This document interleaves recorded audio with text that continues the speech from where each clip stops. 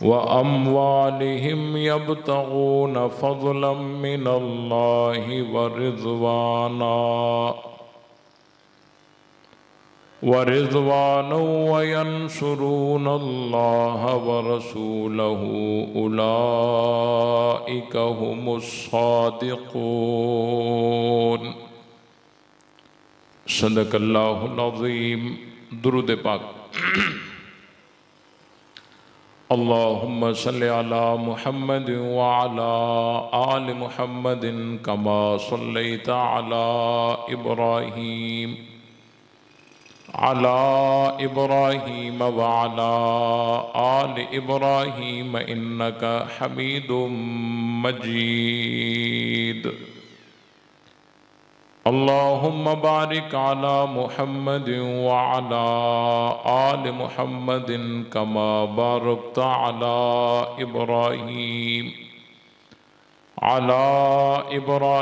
व अला आलि इब्राहीम इन्नका हमीदुम मजीद।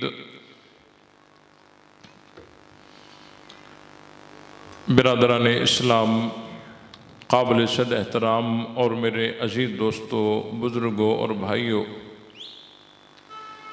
कुरान मुक़द्दस की बाबरकत महफ़िल अल्लाह ताला के फ़ज़ल व करम से दुआ है कि अल्लाह ताला अपनी बारगाह में कबूल फ़रमाए।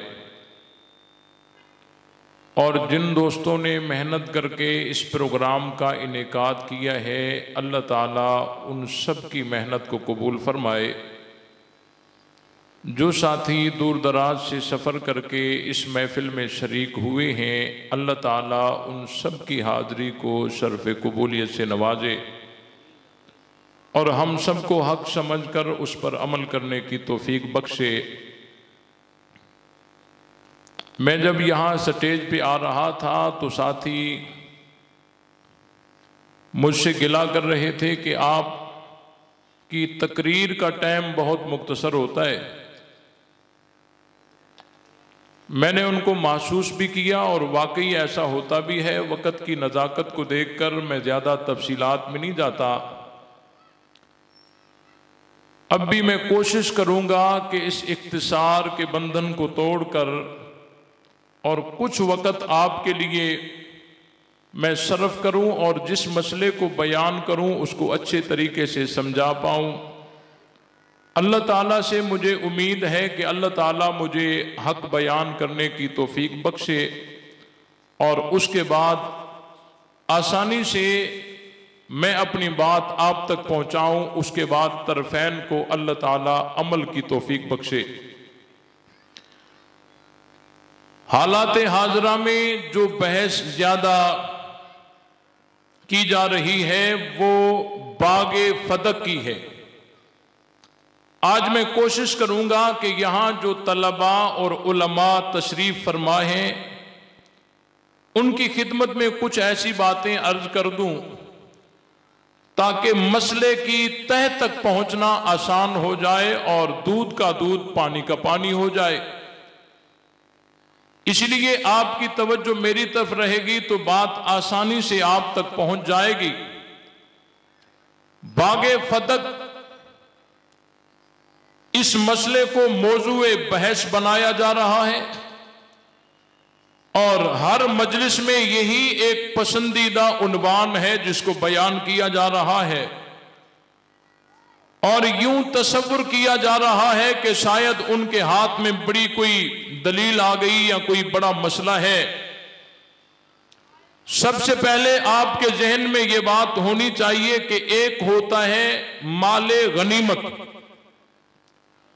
और एक होता है माले फै। इन दोनों में फर्क है। कुफ्फार के साथ मुकाबला हो जाए, लड़ाई हो जाए, लड़ाई के बाद काफरों का माल अगर हाथ लगे उसको माले गनीमत कहते हैं। और अगर बगैर लड़ाई के कुफ्फार अपना माल मुसलमानों के हवाले कर दें, मुआहदा करें, सुलह करें या देखकर भाग जाएं, लड़ाई की नौबत ना आए, और काफरों का माल हाथ लग जाए, इस माल को कहते हैं माले फै। बात समझ आई कि नहीं आई? माले गनीमत जो लड़ाई के बाद हाथ लगे उसे माले गनीमत कहते हैं, और बगैर लड़ाई के जो हाथ लगे उस माल को माले फै कहते हैं। और इसमें तमाम तर मसालिक का इत्तिफाक है कि बागे फदक जो है ये माले गनीमत में से नहीं बल्कि माले फै में से है। इसमें तमाम शिया सुन्नी कुतुब जो हैं वो भरी पड़ी हैं, उनकी किताबों के अंदर इसका इकरार है कि बागे फदक जो है ये माले फै में से है। और सूरह हश्र के अंदर अल्लाह ताला ने माले फै के मुस्तहिकीन का जिक्र करते हुए मजमुई तौर पर 3 तबकों का जिक्र किया है। पहला तबका लिल फुकराइल मुहाजिरीन अल्लदीन उखरिजू मिन दियारिहिम व अम्वालिहिम यब्तगून फज़लन मिनल्लाहि व रिज़वाना व यंसुरूनल्लाह व रसूलहु उलाइका हुमुस सादिकून। ये वो लोग जो हिजरत करने वाले, जो अपने घरों से निकाले गए, अपने मालों से निकाले गए, और उनकी नीयत कोई इधर उधर नहीं थी, उनकी नीयत रब की रजा थी, जिनका जाहिर भी पाक था, बातिन भी पाक था। ये मुहाजिरीन अल्लाह ने फरमाया यही सच्चे हैं। पहला तबका माले फै के मुस्तहिकीन में से पहला तबका मुहाजिरीन। किसका भाई? आप बोलते रहेंगे तो मैं समझूंगा कि बात समझ आ रही है। पहला तबका है मुहाजिरीन का, और दूसरा तबका मुस्तहिकीन में से वल्लदीन तबव्वउद्दार वल ईमान मिन क़ब्लिहिम युहिब्बून मन हाजर इलैहिम वला यजिदून फी सुदूरिहिम हाजतम मिम्मा ऊतू। अल्लाह ने फरमाया दूसरा तबका वो है जो पहले ही मदीनतुल मुनव्वरा में रहने वाला है और जो हिजरत करके मदीने में आ रहे थे, ये उनके साथ मोहब्बत करने वाले हैं और अपनी जानों से ज्यादा उनको तरजीह देते हैं। अल्लाह ने फरमाया ये कामयाब हैं। और ये दूसरा तबका है अंसार का। कितने तबके हो गए? 2, एक मुहाजिरीन और दूसरा अंसार। आखिरी तबका और तीसरा तबका अल्लाह ने फरमाया वल्लदीन जाऊ मिन बादिहिम यक़ूलून रब्बना इग़फिर लना व लिइख़वानिना अल्लज़ीना सबक़ूना बिल ईमान।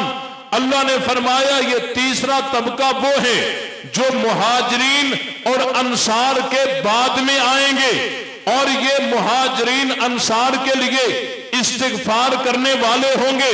वला तजअल फी क़ुलूबिना ग़िल्लन लिल्लज़ीना आमनू रब्बना। वो मुहाजिरीन और अंसार के साथ जो बुग़्ज़ है, उस बुग़्ज़ को बीमारी समझकर और उससे अल्लाह से पनाह मांगते हुए होंगे। अल्लाह ने फरमाया ये 3 तबके हैं जिनका हक माले फै में है। एक तबका मुहाजिरीन का, दूसरा तबका अंसार का, और तीसरा तबका वो है जो मुहाजिरीन और अंसार के बाद में आएगा। वो मुहाजिरीन अंसार तो नहीं होंगे। यहां एक बात अहले इल्म के नोटिस में देना चाहता हूं। वल्लदीन जाऊ मिन बादिहिम में कुछ सहाबा हैं और कयामत तक सहाबा के गुलाम हैं, क्योंकि मुहाजिरीन का दरवाजा बंद हो गया। जो मुहाजिरीन बनने थे वो बन गए, जो अंसार बनने थे वो बन गए। मुहाजिरीन अब कोई मुहाजिरीन में शामिल हो सकता नहीं है, अंसार में कोई शामिल हो सकता नहीं है।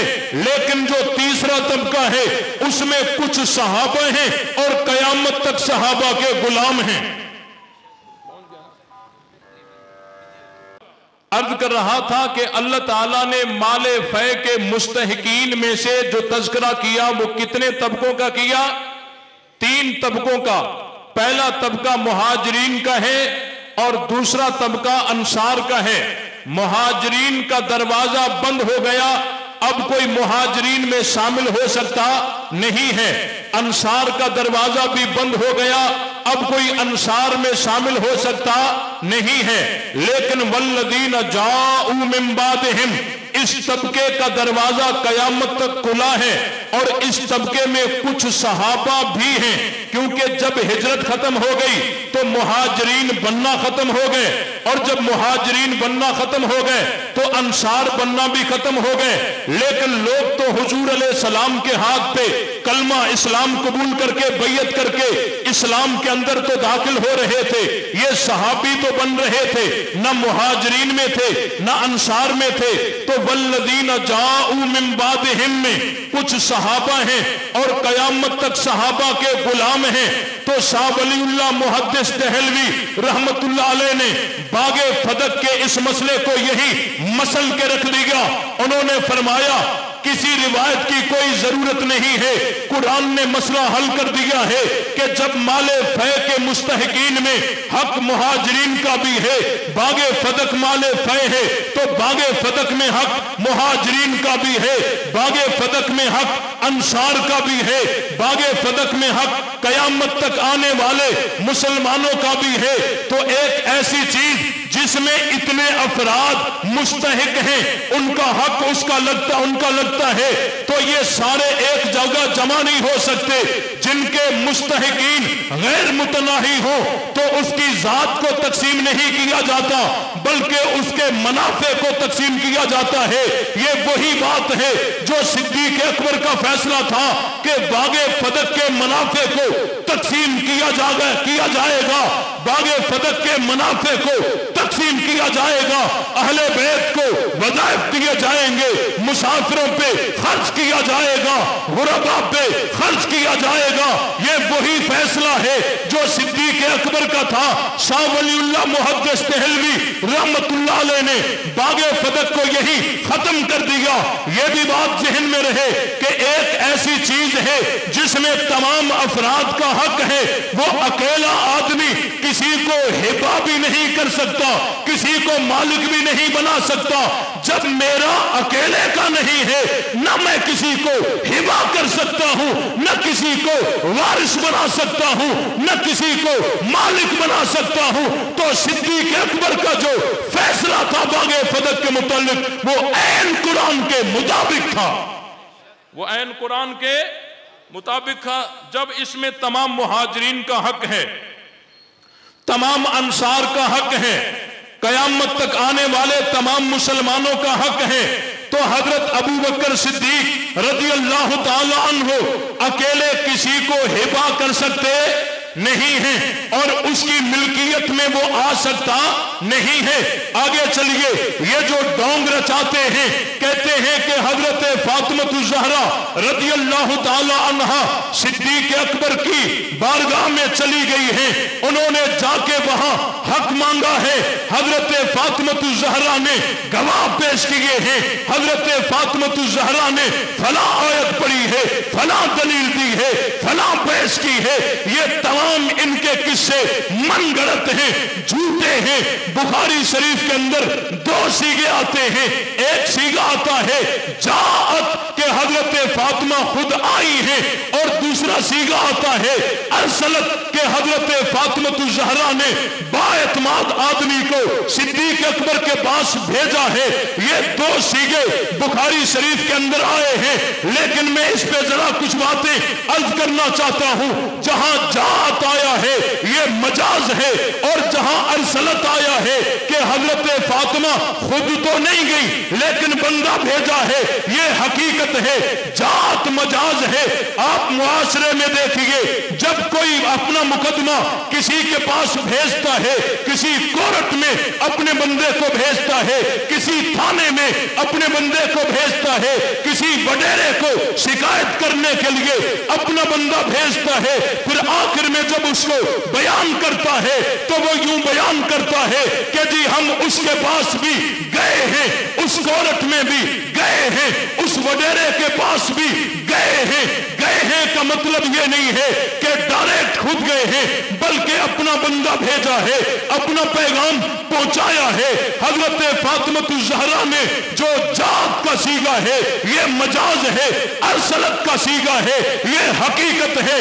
हजरत फातिमा सिद्दीक अकबर के पास बागे फदक मांगने गई ही नहीं है। ये तमाम वाक़े मनगढ़ंत हैं। हजरत फातिमा ने बंदा भेजा है। इस पे मैं जरा अकली नकली दलाल पेश करूंगा। हजरत फातिमा ज़हरा ने बंदा भेजा है, हजरत अबू बकर के पास क्या भेजा है?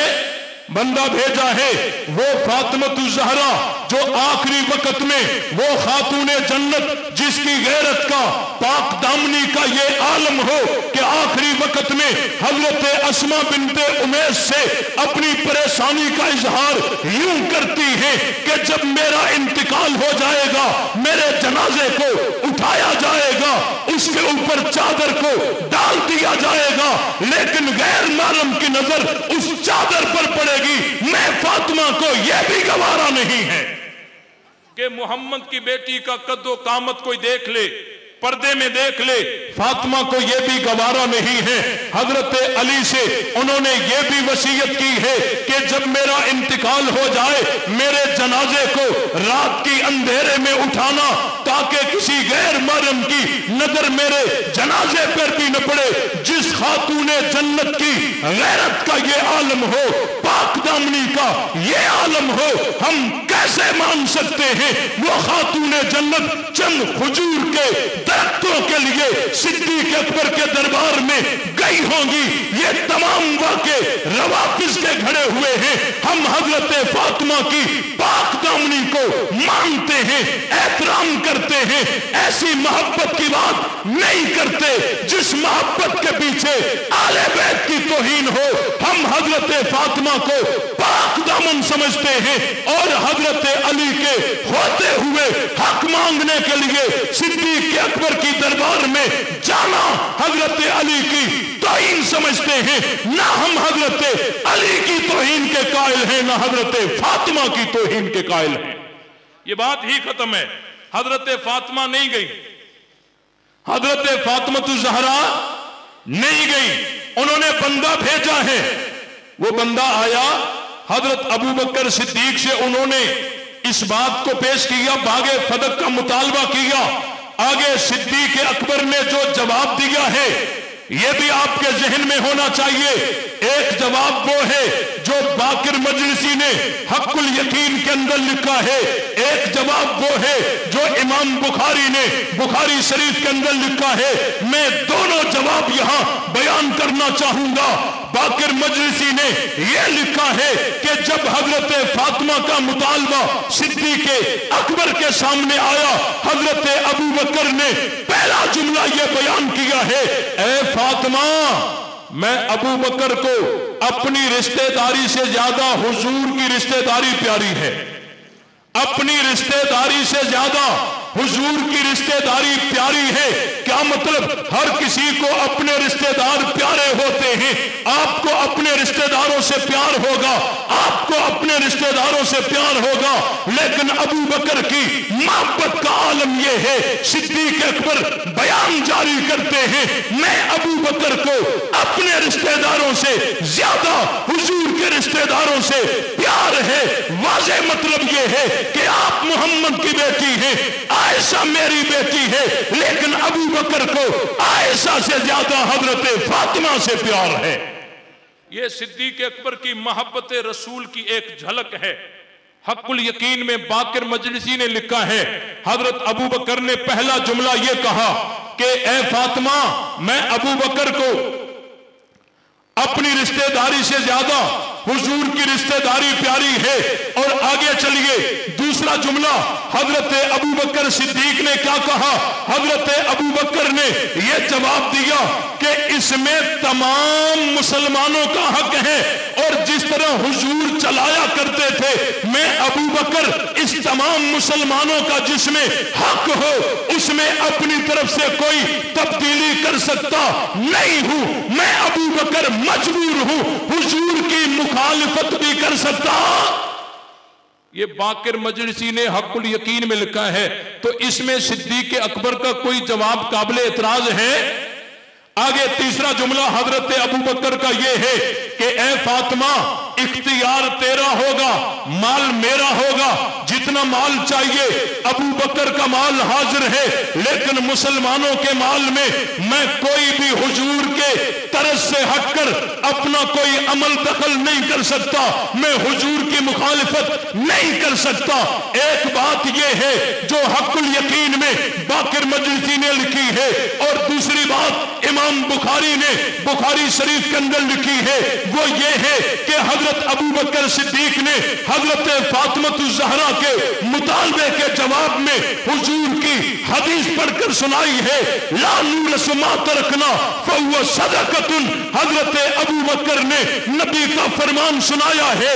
आप अलैहिस्सलाम ने फरमाया, अंबिया अपनी माली मीरास नहीं छोड़ते, नबियों का कोई माली वारिस नहीं होता। जब हजरत अबू बकर ने पैगंबर की हदीस सुनाई, हजरत फातिमा मुतमईन हो गई और चली गई। मसला यही था, अगर आई थी तो चली गई, ये रवाफिज के अकीदे के मुताबिक है, लेकिन हमारा अकीदा ये है कि आई ही नहीं है, बंदा भेजा है। आई ही नहीं, बंदा भेजा है। आगे चली गई। कहते हैं जी हजरत अबू बकर सिद्दीक ने आगे से हदीस सुना दी, और वो खबर वाहिद है। और जी खबर वाहिद पर इतना बड़ा अकीदा, इतना बड़ा इस्तिदलाल, ये कैसे हो सकता है? मैंने कहा ये मुतवातिर, मशहूर, वाहिद, ये तमाम हदीस के जो अक़साम हैं, ये उन लोगों के लिए हैं जो हुजूर अलैहिस्सलाम के बाद हैं, लेकिन जो हुजूर के सामने चल फिर रहे हैं, हुजूर से डायरेक्ट कोई जुमला सुन रहे हैं, कोई हुक्म सुन रहे हैं, उन लोगों को उस हुक्म पर अमल करना ऐसा जरूरी है जैसा कुरान की आयत पे अमल करना जरूरी है। ये खबरें वाहिद की बात नहीं है, इससे हटकर एक और बात भी है कि ये खबरें वाहिद नहीं, ये हजरत उमर से भी मरवी है, ये हजरत उस्मान से भी मरवी है, ये हजरत अली से भी मरवी है। बहुत सारी किताबों में यही हदीस मरवी है तमाम सहाबा से, लेकिन उस वक्त याद सिद्दीक अकबर को थी। सिद्दीक अकबर ने तमाम सहाबा को बिठाकर और याद दिलाया, क्या हुजूर ने ये नहीं फरमाया था कि हमारा कोई माली वारिस नहीं होगा? सबने तस्दीक की, तो ये खबरें वाहिद का बहाना गलत है। हजरत फातिमा ने जो मुतालबा किया, आगे हदीस सुना दी गई, हजरत फातिमा मुतमईन हो गई। और हुजूर अलैहिस्सलाम की हदीस सुनकर अब मुसलमान भी नाराज नहीं होते, हजरत फातिमा नाराज कहते होंगी। एक बात यह है, और दूसरी बात कहते हैं जी बुखारी शरीफ में लिखा हुआ है कि हजरत फातिमा नाराज हो गई। मैंने कहा झूठ है।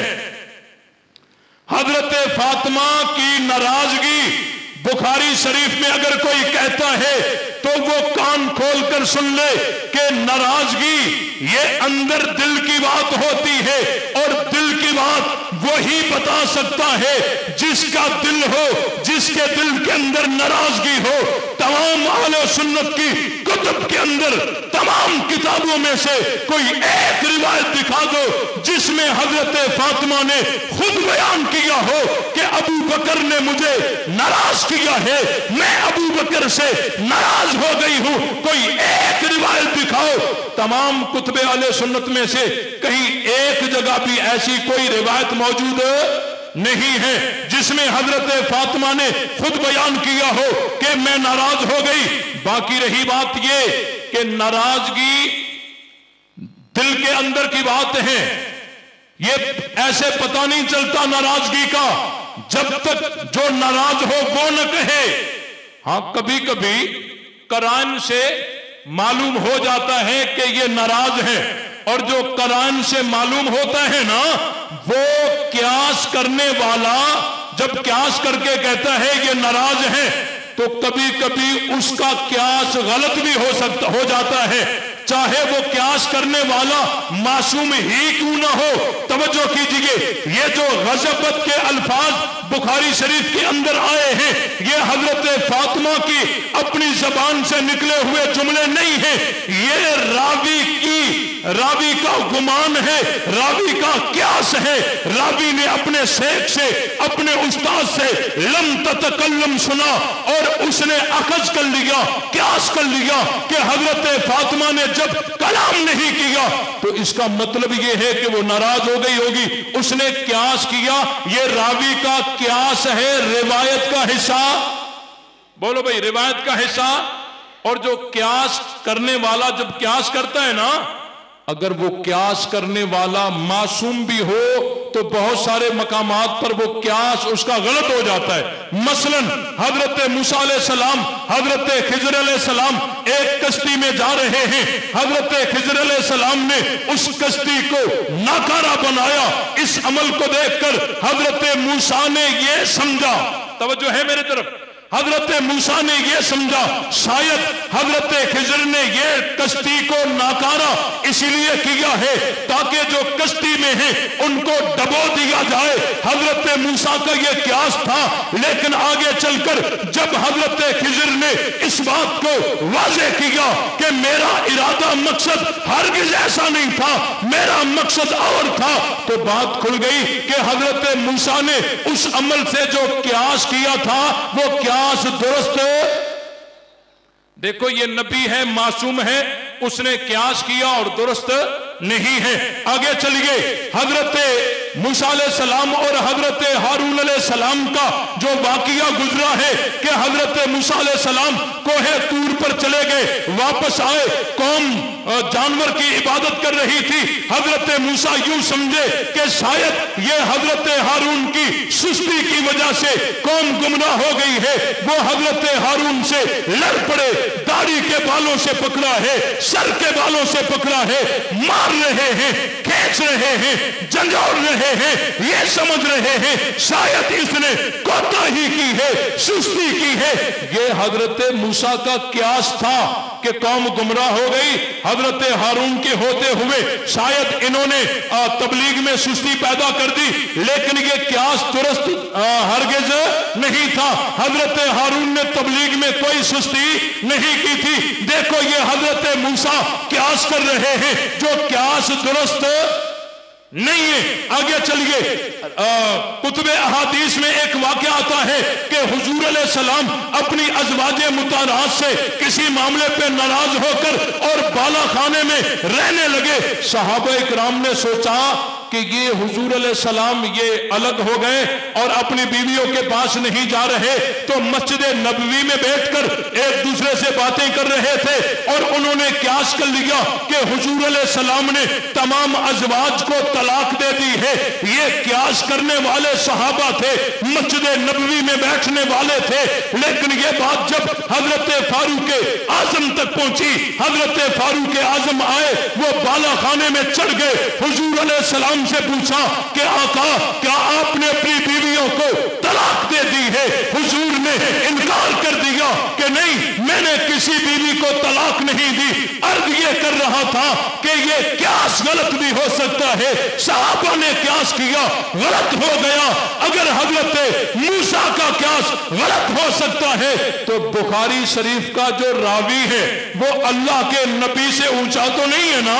उसने क्यास कर लिया कि लम ततकल्लम, उस्ताद से सुना कि हजरत फातिमा ने अबू बकर से कलाम नहीं किया, कलाम ना करना। उसने समझा ये नाराजगी हो गई और ये क्यास गलत है, ये क्यास गलत है, ये क्यास गलत है। क्योंकि अगर हम इसको सही कहते हैं तो हजरत फातिमा पे एतराज बनता है कि नबी की हदीस सुनकर आम मुसलमान भी नाराज नहीं होते, हजरत फातिमा नाराज कैसे हो गई? और दूसरी बात यह है हजरत फातिमा कैसे नाराज होंगी? और अगर कोई यूं कहता है कि बागे फदक की जो मिल्कियत थी वो करोड़ों की थी, उसमें लाखों दिरहमों दीनार की आमदनी थी, अगर कोई यूं कहता है तो ये पैगंबर पर एतराज बनता है कि जो पैगंबर असहाबे सुफ़ा को दूध पर बिठाकर, जो पैगंबर अपनी अज़वाजे मुताहरात के छोटे से मुतालबे पर यह बात ना अल्लाह को पसंद आई ना अल्लाह के नबी को पसंद आई, अपनी बीवियों को भी दुनिया दुनिया से अलग कर रहे हैं, असहाबे सुफ़ा को भी दूध पर बिठाए हुए हैं। वो पैगंबर लाखों और करोड़ों की मिल्कियत अपनी बेटी के हवाले कैसे कर सकते हैं? आप वो क्यों नहीं देखते कि तुम्हारी किताबों के अंदर भी लिखा है कि हजरत फातिमा ज़हरा जब हुजूर अलैहिस्सलाम के पास आई थी, हाथों में छाले पड़ गए थे और मांगने आई थी कि कोई लौंडी जो माले गनीमत में आई हैं उनमें से कोई मुझे दे दो ताकि वो कामकाज में हाथ बटाए। तो हुजूर अलैहिस्सलाम ने वो लौंडी दी थी नहीं, बल्कि तस्बीहात बता दी थी। यहां क्यों नहीं कहते कि जब माले गनीमत में औरों का हक है, क्या मोहम्मद की बेटी का हक नहीं है? हजरत फातिमा ज़हरा ने मुतालबा यहां भी किया है, वहां भी किया है। ना नबी ने दिया है ना सिद्दीक ने दिया है, और नबी ने नहीं दिया, एतराज वहां भी नहीं, और सिद्दीक अकबर ने इसलिए नहीं दिया कि हजरत अबू बकर हुजूर की ताबेदारी से निकलना नहीं चाहते थे। यह बात समझ आई कि नहीं आई?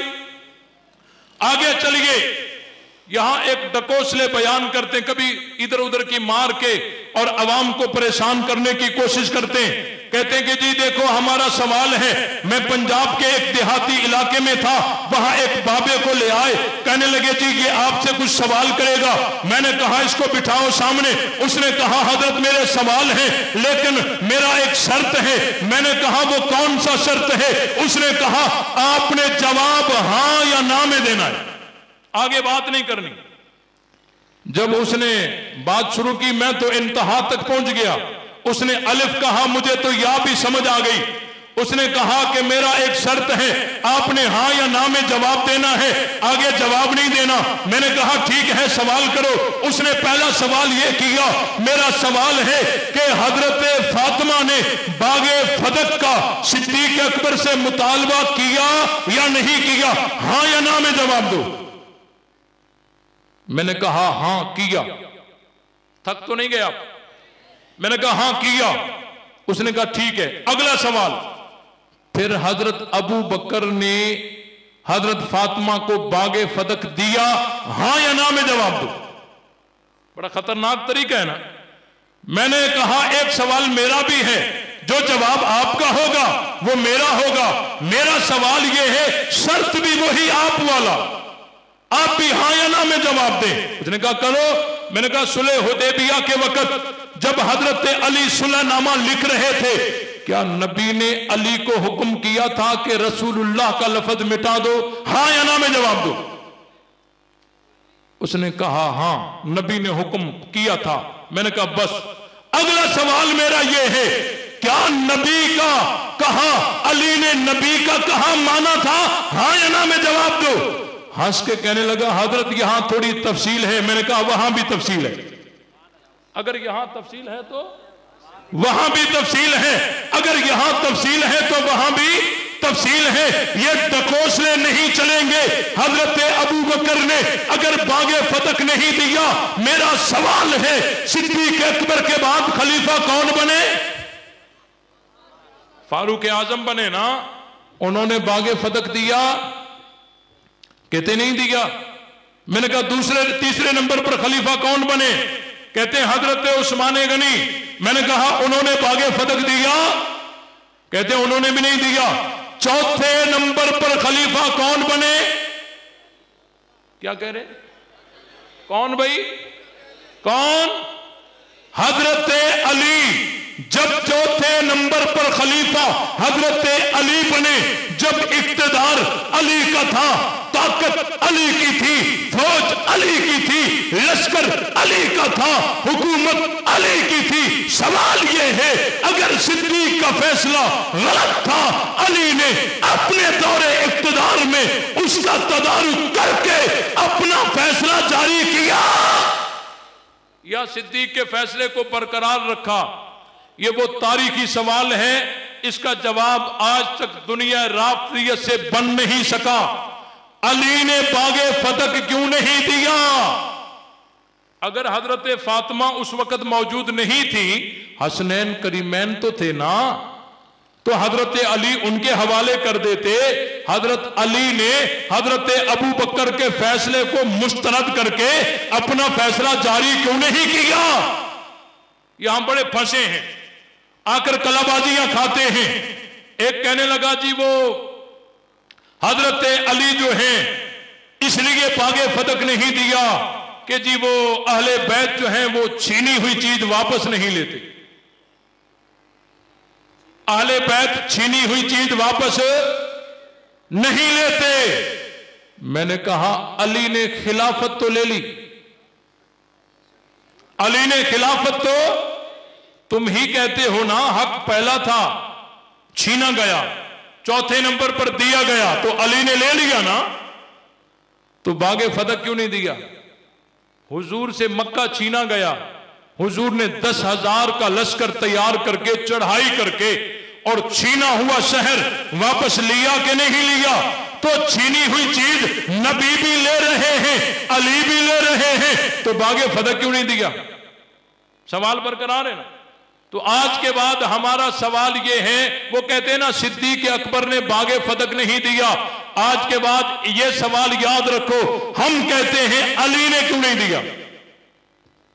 हजरत अली पर एतराज करने के इरादे से नहीं, उनको आईना दिखाने के लिए कि हजरत अली ने बागे फतक क्यों नहीं दिया। अगली कलाबाजी कहते कि जी वो हजरत अली ने बागे फतक इसलिए नहीं दिया क्योंकि अहले बैत अपनी ताकत अपने लिए इस्तेमाल नहीं करते, अपनी ताकत अपने लिए इस्तेमाल नहीं करते। मैंने कहा यह अपना तो कोई मसला ही नहीं था, यह हुजूर अलैहिस्सलाम की बीवियों को हक मिलता, बेटियों को मिलता, औलाद को मिलता, रिश्तेदारों को मिलता, हजरत अली दे देते, अपना तो कोई मसला ही नहीं था। अली ने बागे फतक क्यों नहीं दिया? फिर आगे कहते हैं जी वो हजरत अली ने इसीलिए नहीं दिया क्योंकि हजरत अली फातिमा ज़हरा की ताबेदारी से निकलना नहीं चाहते थे। जिस तरह हजरत फातिमा को नहीं मिला इसीलिए अली को भी ना मिले। बात समझ आई? मैंने कहा तुम कहते हो कि हजरत अली फातिमा की ताबेदारी से निकलना नहीं चाहते थे, हम कहते हैं सिद्दीक नबी की ताबेदारी से निकलना नहीं चाहते थे। यह बात समझ आई? और दूसरी बात, अगर सिद्दीक हजरत अली हजरत फातिमा की ताबेदारी में रहना चाहते थे, यहां दो बातें अर्ज करूंगा कि ताबेदारी गैर इख्तियारी अमल में नहीं की जाती, इख्तियारी अमल में की जाती है। तुमने जो नक्शा पेश किया है वो तो ये पेश किया है कि हजरत फातिमा ने बड़ी कोशिश की लेकिन बागे फतक नहीं मिला, तो बागे फतक का हजरत फातिमा को ना मिलना यह तो गैर इख्तियारी अमल था, इसमें ताबेदारी कैसी? और अगर ताबेदारी ही करनी थी फिर तो अली पर लाजिम था कि वो भी मुतालबा करते ना, क्योंकि हजरत फातिमा ने भी तो मुतालबा किया था ताकि ताबेदारी ताम हो जाती। ये बात समझ आई कि नहीं आई? ताबेदारी ताम हो जाती। आखिरी बात अर्ज करता हूं, कहते हैं कि जी देखो हुजूर अलैहिस्सलाम की बीवियों को तो हक मिला, बीवियों को तो विरासत मिली है। भाई ये जो हुजरे हैं हुजूर अलैहिस्सलाम की बीवियों के, ये हुजूर अलैहिस्सलाम की विरासत में तो मिले हैं, तभी तो हजरत उमर फारूक अपने बेटे को भेजकर हजरत आयशा से अपनी तदफीन के लिए इजाजत मांग रहे हैं, क्योंकि ये हुजरा हजरत आयशा का था, इसलिए तो इजाजत मांगी जा रही है। पता चला कि नबी की विरासत नबी की बीवियों में तो जारी हुई है, बेटी को क्यों नहीं मिला? सवाल समझ आया? जवाब फिर कभी दे दूं, फिर कभी दे दूं या अभी दे दूं? अभी दे दूं। तवज्जो, ये जो हुजरे हुजूर अलैहिस्सलाम की बीवियों के थे, ये कुरान भी कहता है वक़र्न फी बुयूतिकुन्ना, कि रहो तुम अपने घरों में, ये घर तुम्हारे हैं, ये हुजूर अलैहिस्सलाम की बीवियों की मिल्कियत है, लेकिन ये विरासत नहीं है। ऐसे हुजरे जैसे अपनी अज़वाजे मुतहरात को हुजूर ने बनवा के दिए, ऐसा हुजरा तो हजरत फातिमा को और सहाबा को भी हुजूर ने बनवा के दिया था। और ये विरासत में नहीं आता, ये हिबा बिल कब्ज में आता है। जिस तरह खावन कोई अपनी बीवी को कोई चीज लेकर देता है, अपनी औलाद को कोई चीज खरीद कर देता है, औलाद ये नहीं कहती मुझे ये साइकिल ये मोटरसाइकिल विरासत में मिली है? वो कहता है मेरे अब्बा जी ने मुझे लेकर दी है। बीवी कहती है मुझे खामद ने लेकर दी है, खरीद कर दी है। ये हिबा बिल कब्ज है, ये विरासत नहीं है। अगर इस हुजरे को विरासत कहोगे तो ऐसा हुजरा तो सैयदा फातिमा ज़हरा को भी हुजूर ने बनवा के दिया था। इसलिए बात यही है कि हम हजरत अबू बकर को भी मानते हैं, हजरत अली को भी मानते हैं। ये तमाम तर जो डोंग रचाया जाता है ये रवाफिज की तरफ से, यहूदियों की तरफ से रचाया जाता है। हजरत अबू बकर और हजरत अली का प्यार मोहब्बत, उनकी रिश्तेदारियां बहुत सारी कुतुब तारीख के अंदर मौजूद है। हम ये अज़म करते हैं जब तक जान में जान है असहाब रसूल की इज्जत व अजमत का नारा लगाते रहेंगे। दुनिया की कोई ताकत, कोई कुव्वत, कोई लश्कर, कोई जमात, कोई सियासत हमारा रास्ता बिलाप नहीं कर सकती। हर मोड़ पर, हर चौक और चौराहे पे कहते रहेंगे नबी से कलमा सीखने वाले कौन? गरज के जरा हाथ बुलंद करके, दुश्मन सुन रहा होगा, दुश्मन को सुना के हिम्मत के साथ हाथ बुलंद करके, नबी से कलमा सीखने वाले कौन? नबी से अजान सीखने वाले कौन? नबी से नमाज सीखने वाले कौन? नबी से कुरान सीखने वाले कौन? नबी से दीन सीखने वाले कौन? नबी बदर में तो साथ कौन? नबी औद में तो साथ कौन? नबी हुनैन में तो साथ कौन? नबी अहजाब में तो साथ कौन? नबी अरफात में तो साथ कौन? नबी मिना में तो साथ कौन? नबी मक्के में तो साथ कौन? नबी मदीने में तो साथ कौन? तो मुस्तफा के मुरीद कौन? मुस्तफा के परवाने कौन? मुस्तफा के आशिक कौन? मुस्तफा के जाननिसार कौन? मुस्तफा के ताबेदार कौन? मुस्तफा के नौकर कौन? तो हम नौकर किसके, हम मुरीद किसके, हम परवाने किसके, हम आशिक किसके, हम जाननिसार किसके, हम ताबेदार किसके, हम सिपाही किसके? बोल जो सिद्दीक का नहीं वो हमारा, जो फारूक का नहीं वो हमारा, जो उस्मान का नहीं वो हमारा, जो अली का नहीं वो हमारा, जो मुआविया का नहीं वो हमारा, जो सहाबा का नहीं वो हमारा, जो अहले बैत का नहीं वो हमारा नहीं है। ले शौक से नाम सहाबा का, कर चर्चा आम सहाबा का। गर तलब है तुझको जन्नत की तो बल्ला थाम सहाबा का। अखबार पर करती है तो कट जाए ज़बां मेरी, इजहार तो कर देगा जो टपकेगा लहू मेरा। फनाफिल्लाह की तह में बका का राज मुजमर है, जिसे मरना नहीं आता उसे जीना नहीं आता।